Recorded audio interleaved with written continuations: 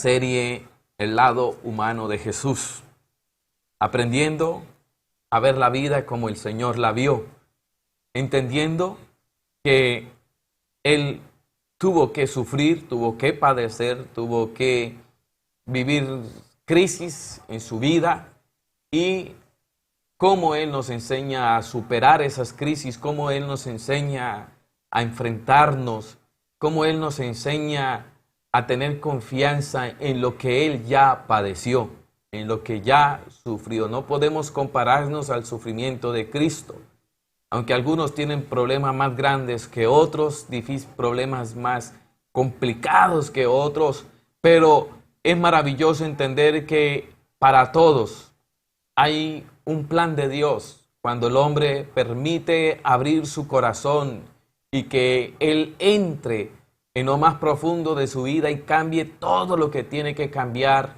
en nosotros, porque muchas cosas tiene que cambiar el Señor en nosotros.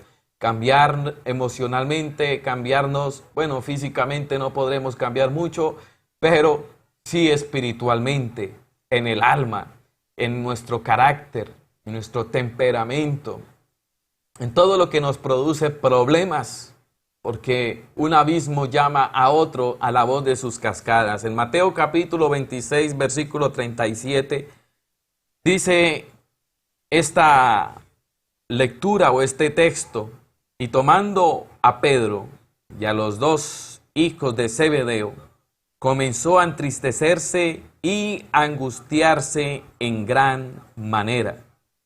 Entonces Jesús le dijo: mi alma está muy triste hasta la muerte. Quedaos aquí y velad conmigo. Del Señor que hemos hablado, que era un Señor, una persona sociable, una persona amable, cariñosa, sensible, detallista, también le llegó la crisis, le llegó la tristeza, esa parte que no nos gusta mucho. La crisis, todo ser humano sufre crisis. Emocionalmente nosotros sufrimos tristeza y hay situaciones en la vida que nos producen dolores emocionales. El Señor pasó uno de los dolores emocionales más difíciles de soportar humanamente.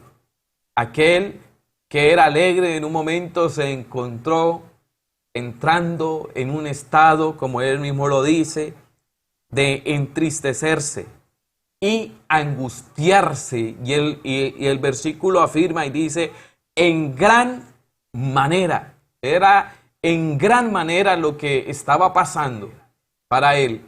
Empezó a angustiarse y su espíritu empezó a atribularse, empezó a tener pensamientos de dificultad, esos pensamientos que lo llevaron a arrodillarse y en algún momento decirle al Padre: si es posible, pasa de mí esta copa. No era fácil, repito, visionar lo que el Señor estaba visionando en su muerte, lo que iba a sufrir y lo que iba a padecer, la soledad, la traición. Eso le generó una angustia que lo llevó a sentirse totalmente lleno de ansiedad y de estrés, porque todo es como una cascada. Quien está triste le llega un cúmulo de situaciones. La tristeza produce estrés, produce ansiedad, produce desesperación, produce pensamientos negativos, produce pensamientos derrotistas. La tristeza hace cambiar a una persona en su forma de pensar. Podemos estar en un momento alegre, pero algo difícil puede hacernos cambiar. Y no somos exentos de que algo cambie en nuestra vida. Pero el Señor pasó esta situación. Le tocó enfrentar el dolor emocional, hasta el dolor de sentirse maldito, porque el pecado de la humanidad lo hizo sentirse maldito. Si hay algo que produzca el pecado parece atractivo, pero el pecado produce un sentimiento de suciedad. Como dice, de sentirse sucio. el Señor se empezó a sentir así, a experimentar cosas que normalmente no eran de Él.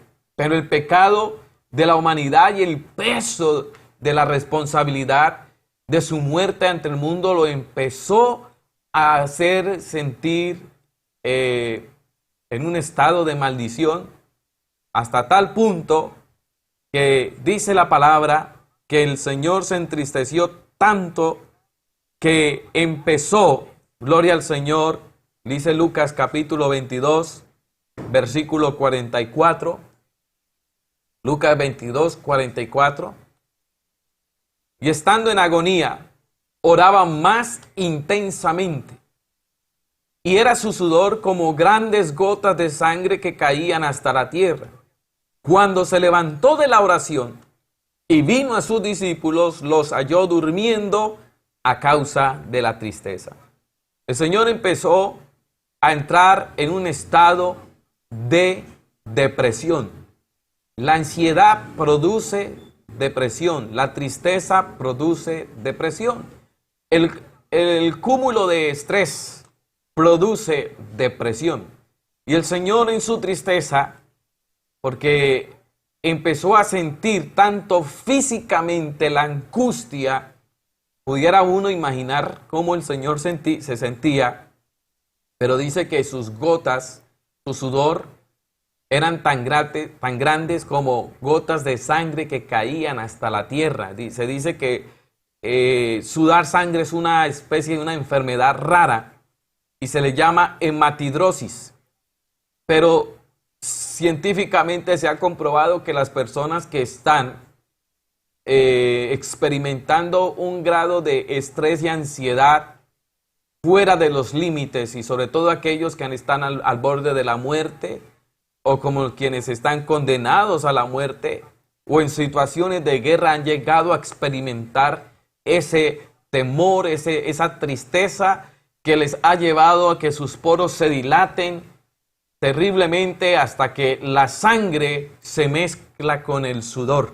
La fuerza que el Señor hacía era terrible por causa de su tristeza. Aquel que era alegre, sensible, amable, estaba pasando su momento difícil. Porque es bonito sonreír cuando todo va bien. Es bonito hablar bonito cuando todo está bien. Pero qué difícil es hablar bonito cuando todo está mal. Qué difícil es tener el mismo ánimo, gloria al Señor, cuando la situación está mal. Sin embargo, al Señor nunca lo escuchamos hablando derrotado. A pesar de esta situación, el Señor nunca habló con palabras de desánimo. Todo lo contrario, a pesar de esta situación, animó. Pero el Señor combatió la tristeza. En su humanidad, Él sufrió y se entristeció. Gloria al Señor, porque mire lo que causa la tristeza. El Señor lleva a los discípulos a orar y dice que cuando llegó, encontró a Pedro y a Zebedeo durmiendo. Siempre usamos esta parte para criticar que los discípulos se durmieron, pero el texto de Lucas nos aclara que ellos también estaban tristes. El texto de Lucas nos lleva a decir que también estaban tristes por lo que el Señor les había hablado. O sea, estaban afectados porque la tristeza afecta los unos a los otros. Si usted se levanta triste en su casa, téngalo por seguro que va a afectar a su familia. Una persona amargada, una persona con estrés, una persona con ansiedad, no se da cuenta, pero afecta a los demás. Es negativa. Su espíritu es tan fuerte y su emoción es tan fuerte que afecta a los que están alrededor, y de allí que muchas veces surgen los problemas por causa de lo que está experimentando aquella persona en su corazón. Los discípulos, el Señor los halló durmiendo a causa de la tristeza. Los discípulos se durmieron por la tristeza, por la situación de su líder. Pero vemos que el resultado de Cristo a los discípulos era distinto. porque el Señor estaba triste. ¿Pero qué estaba haciendo? ¿Qué estaba haciendo el Señor? Orando. ¿Y cómo permaneció? Orando. Se supone que oró por lo menos unas 2 horas. Pero, ¿cómo reaccionaron los discípulos a la tristeza? Durmiendo. Porque uno de los síntomas de la depresión, cuando la persona está en depresión, o duerme más, duerme mucho, duerme exageradamente, se encierra en sí mismo, o cuando está lleno de estrés y ansiedad, no duerme. En algunos les produce somnolencia y otros no pueden dormir, no pueden descansar. El estrés es parte diaria de la vida, pero no es normal que el estrés nos afecte. No es normal que nos lleve a entristecernos. La tristeza, repito, produce depresión. Los discípulos se durmieron, como hacen quizás muchos. Aún en medio de las tristezas pueden venir por fracasos, pueden venir por problemas, pueden venir por las heridas en el hogar, en el matrimonio, por los hijos en rebeldía, por la parte económica. Hay gente que ya este tiempo ha estado encerrada y está en estado de depresión. Entonces, o duerme más o duerme mucho. Una persona que duerme demasiado es un problema. Le resulta anemia, le resulta que su cuerpo deja de estar tan activo porque emocionalmente lo que está es en depresión. Muchos no se dan cuenta de eso. Pero una persona que está activa pensando y que en su pensamiento está activo, gloria al Señor, es constantemente fortalecido y sobre todo si oye palabras, si está practicando, si está aprendiendo, si escudriña la Biblia, si va aquí, si va allá, si lee un libro, si lee la Biblia. Normalmente esa persona no le va a afectar demasiado. Repito, no es que no seamos afectados por la tristeza, nos viene la tristeza. Y a veces hay situaciones en que nos duelen, de aquellos que quizás uno esperaba un mejor resultado, pero de pronto te dan la espalda. De pronto, quien tú creías que había cambiado, no ha cambiado. Produce dolor. Y normalmente dentro de nosotros nos lastimamos los unos a los otros muchas veces. Pero quien está delante del Señor y se fortalece delante de Él, su mente no cae, gloria al Señor, y no permite. Mire, el Señor estaba cayendo en estado de depresión. Él se dio cuenta de esto. Es más, le pidió a Dios que si era posible. Mateo 26:39 dice, yendo un poco adelante, se postró sobre su rostro, como orando y diciendo, Padre mío, si es posible, pase de mí esta copa, pero no sea como yo quiero, sino como tú. Cuando un cristiano, una persona pierde su fe y cae en la desesperanza y cae en la tristeza, o duerme más o se aísla y tiene pensamientos negativos. Es más, el cristiano que se siente derrotado llega y dice, ¿para qué orar? ¿Para qué oro? ¿De qué me sirve orar? Si Dios no me va a oír, ¿para qué pedirle a Dios si de todas maneras va a ocurrir? ¿Para qué oramos? Dirá alguien. Si esto va a terminar mal, la economía va a caer, va a venir un declive mundial, va a venir una situación terrible. ¿Para qué? ¿Para qué oramos a Dios? Este no es el fin del mundo, yo lo he dicho.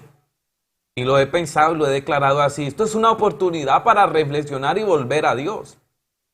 Hay generaciones que vivieron situaciones más difíciles. Leí una anécdota, lastimosamente la leí, después fui a buscarla y no la encontré, pero hablaba de las personas que nacieron en el año 1900. Esas personas que nacieron en el año 1900, a los 18 años, en el año 1918, tuvieron que enfrentar la primera pandemia, una gripe, la gripe española que duró 2 años. Es decir, a los 18 años ya sufrieron una pandemia. Luego, en unos años más, en el año 1928, enfrentaron la Primera Guerra Mundial. Luego enfrentaron la Segunda Guerra Mundial. Luego enfrentaron la Guerra Fría. Luego enfrentaron en el año 1938 aproximadamente, vino la caída económica, una catástrofe a nivel mundial. Y iba narrando y yo decía, bueno, esa gente que nació en esa época hasta el año 1985, tendrían 85 años de edad, tenían la experiencia de que pasaron toda una época de crisis y de dificultad y vieron la primera, la segunda y muchas más guerras. Y sin embargo, fueron gente que forjaron los cimientos para lo que nosotros tenemos hoy. ¿Qué pudiéramos nosotros hablar el día de mañana si el Señor no viniera ahora? Aunque creemos que esto ya demuestra que lo que dice la palabra del Señor está hablando de sus últimos tiempos. Pero hay gente que en la crisis se entristece, cae, se deprime y se encierra. Hay creyentes que se deprimen, dejan de ir a la iglesia, dejan de orar, dejan de leer la palabra, dejan de escuchar el mensaje. Es más, se atreven a decir que el pastor es mentiroso, que Dios es mentiroso. Se atreven a hablar en contra de Dios y se atreven a hablar en contra de todas las cosas y no ven propósito. ¿Cómo Cristo enfrentó la tristeza, el martirio, la traición? ¿Cómo el Señor salió fortalecido porque era humano? Por eso he querido hablar de eso, era humano, y cómo nos da a nosotros ejemplos para vencer las derrotas. A nadie le gusta hablar de las derrotas, pero las derrotas a veces son necesarias. ¿Cómo vencer, como decía anteriormente, el menosprecio? ¿Cómo vencer el fracaso? Cuando usted de pronto llegó un día y se levantó optimista, se levantó con todo el propósito de avanzar y bueno, vamos a dejar esto, vamos a hacerle caso a la palabra, vamos a escuchar al pastor, vamos a ir hacia adelante, vamos a ver qué pasa y ¡prum! Viene la primera piedra y no se levanta y entonces su ánimo cae derrotado y no se puede levantar, ni puede perseverar, ni puede continuar en el mismo estado espiritual porque hay una situación o hay una acción que no realizamos muy a menudo. La vida del cristiano, el éxito del Señor estuvo en la oración. El éxito del Señor estuvo orando. ¿Cómo se encontró en esta situación? El Satanás poniéndole pensamientos.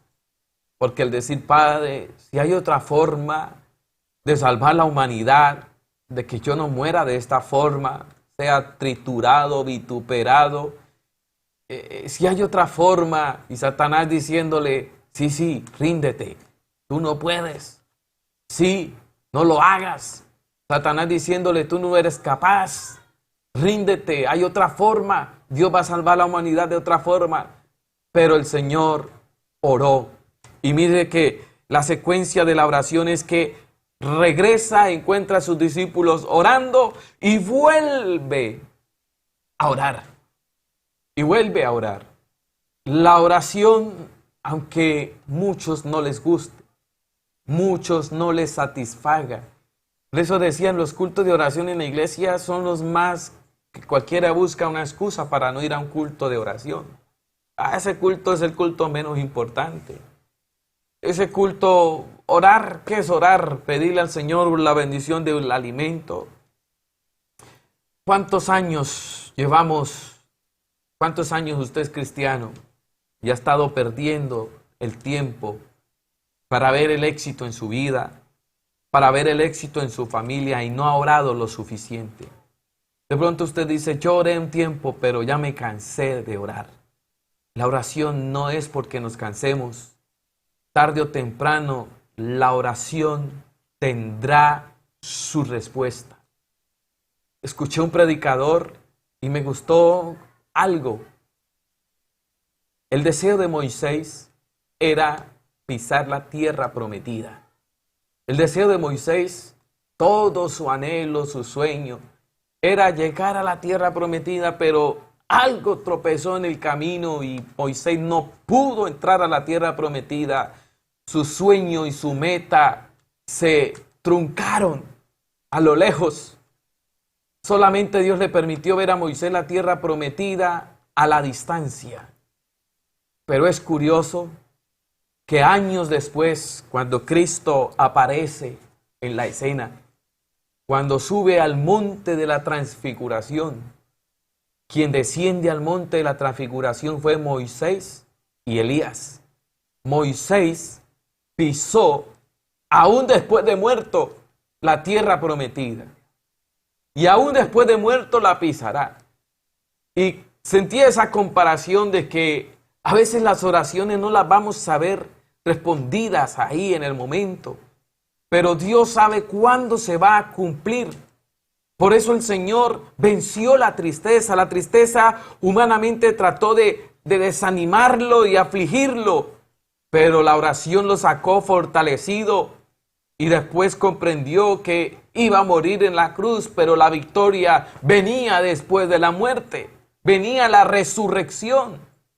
¿Por qué perdemos nuestra fe? ¿Por qué nos entristecemos? ¿Por qué caemos en estado de depresión? ¿Por qué no entendemos que a veces Dios permite situaciones en nuestra vida como un proceso? Cristo dijo en el libro de Juan capítulo 14, versículo 12. Alabe el nombre del Señor. Juan 14, 12 dice: de cierto os digo, que el que en mí no cree las obras que yo hago, él las hará también, y aún mayores hará, porque yo voy al Padre.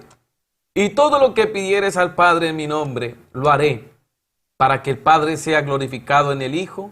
Si algo pidieres en mi nombre, yo lo haré. ¿Cómo superar la tristeza que conduce a la depresión? Y el Señor dice: si yo pude superarlo, si yo pude hacerlo, las cosas que ustedes van a hacer son mayores que estas haréis. Y si algo pidieres en mi nombre, dice el Señor, yo lo haré. Siempre esperamos de las personas cosas. Quizás hasta usted espere de mí cosas. Esperamos de la iglesia muchas veces respuestas buenas. Y a veces no recibimos respuestas buenas. A veces recibimos traición, a veces recibimos la espalda, a veces recibimos que hablen mal del pastor, que hablen mal de la familia del pastor. A veces se reciben cosas que no son gratas, que entristecen, que desaniman. A veces muchas personas creen que alguien que sube en un altar no esté pasando una tristeza. De pronto dirá: como el pastor no, todo tiene, como el pastor pasa esto. Y siempre juzgamos a esa forma. Pero hemos tenido que librar nuestras batallas personales, nuestras batallas y nuestras limitaciones físicas.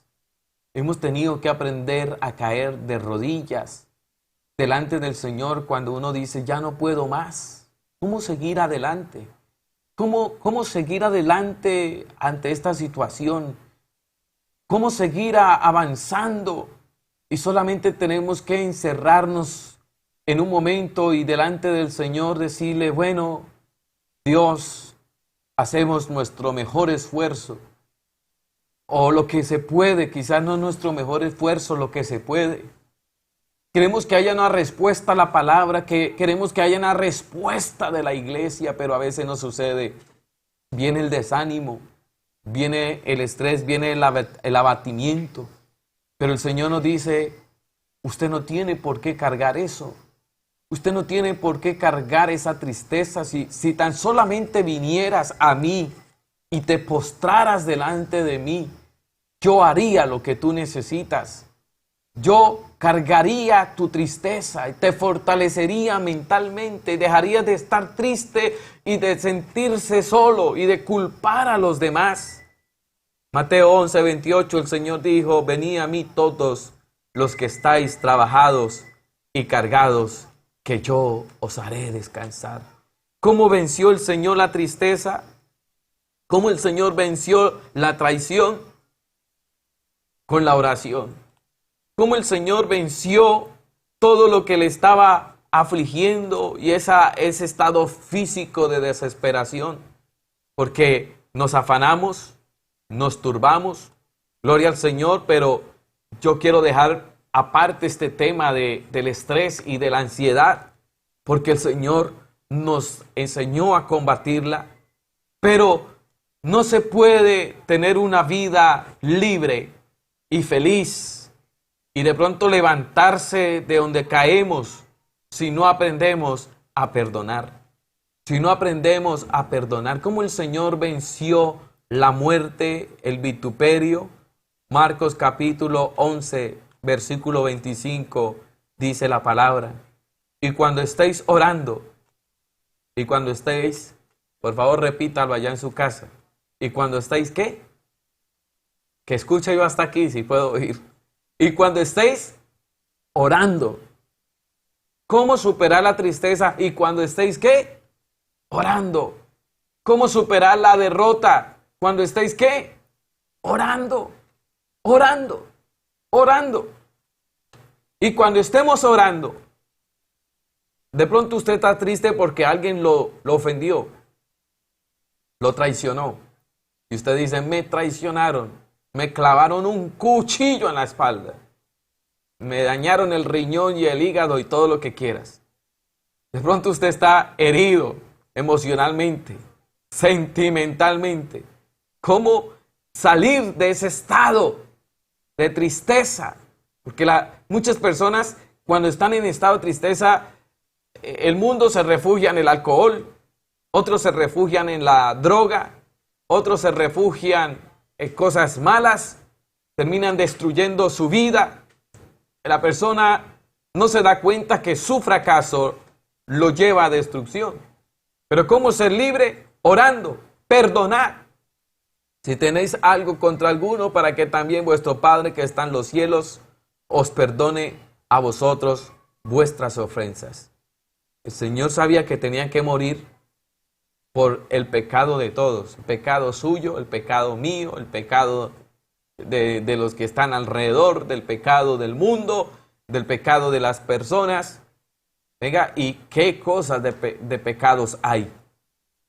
Hay pecados de pecados y hay maldad en este mundo. Si uno pudiera ver la maldad, a veces lo que vemos solamente es la punta del iceberg, pero en la profundidad hay una maldad y una crueldad terrible que uno no se imagina. Pero el Señor cargó el pecado de aquel que se arrodilla delante de Él y perdona. Para soltar la tristeza es necesario aprender también a perdonar. El perdón es la llave que nos libera de las tristezas y de las heridas provocadas de la gente. Pero le hago la pregunta, ¿por qué está triste? ¿Por qué usted se siente triste en este momento?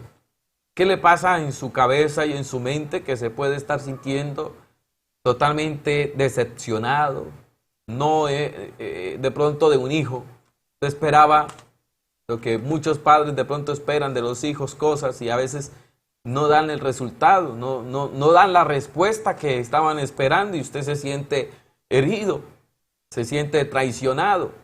Pero hay que orar al Señor y aprender a pasar la página y levantarse, porque es importante que su espíritu esté anímico, esté animado, esté motivado, y usted sienta que las situaciones difíciles, porque el desierto es algo que Dios nos lleva para procesarnos, no es para permanecer siempre, pero sí es para trascender, sí es para vencer.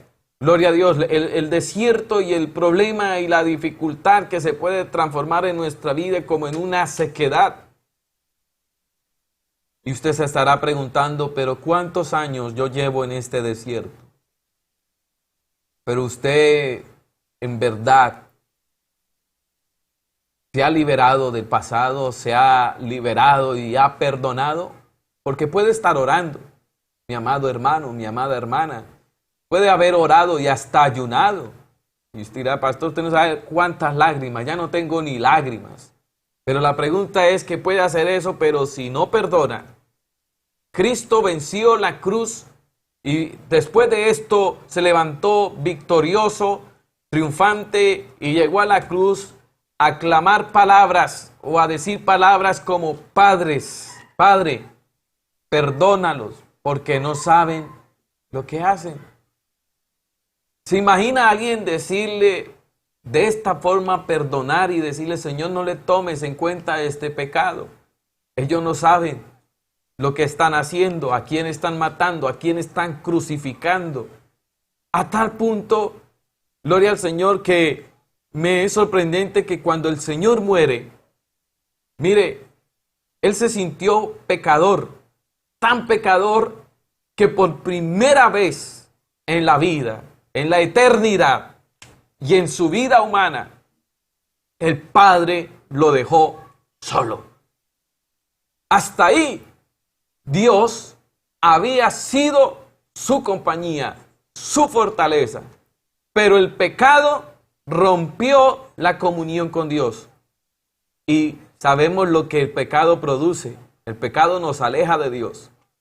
El pecado, la rebeldía, nos aleja de Dios. El pecado aleja a una persona de Dios. Puede decir que no, yo estoy bien. El pecado aleja de Dios. Aleja espiritualmente. Y por eso siente un abismo. Y Cristo en el momento de la cruz sintió eso. Hasta ese momento. Pero es tan valeroso que el Señor, en medio de la cruz, termina con una palabra diciendo, en tu mano encomiendo mi espíritu. Es decir, ni aún el abandono de Dios lo derrotó. Ni aún el abandono de Dios lo derrotó. Y hay algunos que dicen, Dios no me responde mis oraciones. Dios no me escucha, Dios no me